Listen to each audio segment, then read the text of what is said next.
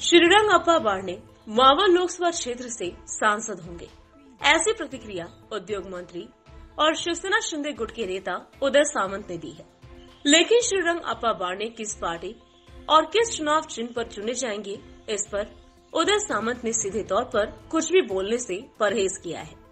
Lok Sabha seat आवंटन के कुछ मुद्दे मेरी पहुंच से बाहर है, इसीलिए मैं उन पर सीधे तौर पर बात नहीं कर सकता। हमने सीट आवंटन के संबंध में सभी अधिकार मुख्यमंत्री एकनाथ शिंदे को दे दिए हैं और हमें विश्वास है कि वे सही निर्णय लेंगे।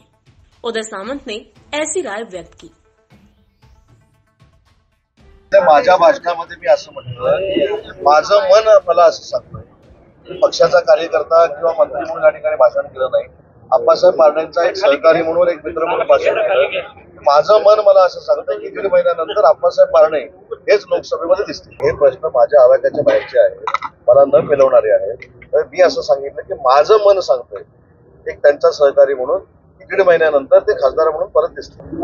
खासदारकीच्या बाबतीमध्ये मी स्वतः कुठेही इच्छुक नाही, मी तर खासदारकी लढण्याचा प्रश्नच येत नाही, परंतु रत्नागिरी आणि सिंधुदुर्ग जिल्हा हा शिवसेनेला मिळावा हा आमचा दावा आहे।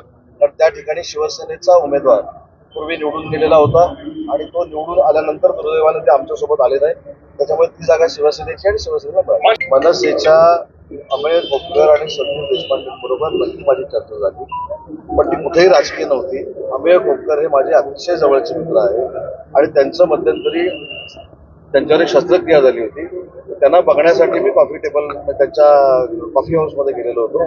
त्या ठिकाणी संदीप देशपांडेंची माझी भेट झाली, त्यांच्या प्रकृतीची चौकशी करणार। ते माझे पूर्वीपासूनचे मित्र आहेत, तर मित्र एखाद्या मित्राला भेटला तर काही राजकीय बातमी होऊ नये माझी विनंती। विजय शिवतारे यांना कुणाचा आशीर्वाद आहे?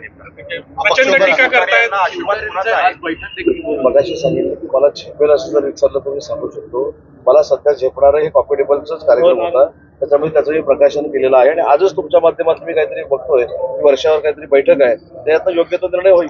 जागा वाटपामध्ये आम्ही सगळे अधिकार हे मुख्यमंत्री एकनाथ शिंदे साहेबांना दिलेले आहेत। एकनाथ शिंदे साहेबांवर आमचा पूर्ण विश्वास आहे आणि एकनाथ शिंदे साहेब जो निर्णय घेतील ते आम्हाला मान्य आहे। प्रत्येकाचा प्रश्न आहे, परंतु कोणीही कुठे गेलं तर त्या ठिकाणचा खासदार देखील महायुतीचाच निवडून येणार। जयंत पाटील म्हणतात की मोदींची गॅरंटी ही चायनासारखी झालेली आहे।